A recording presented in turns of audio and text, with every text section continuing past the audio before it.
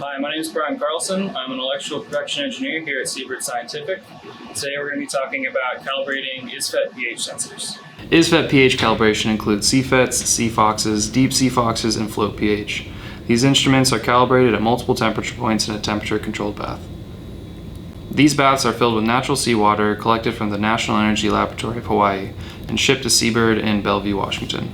Upon entering the bath, we allow the silver-silver chloride reference to equilibrate to the bath's ionic concentration before beginning calibration. Once conditioned, we control the temperature of the bath using our standard calibration hardware. We bring the bath to multiple temperature points spanning 0 to 25 degrees Celsius and allow the sensors to equilibrate to new temperatures for several hours.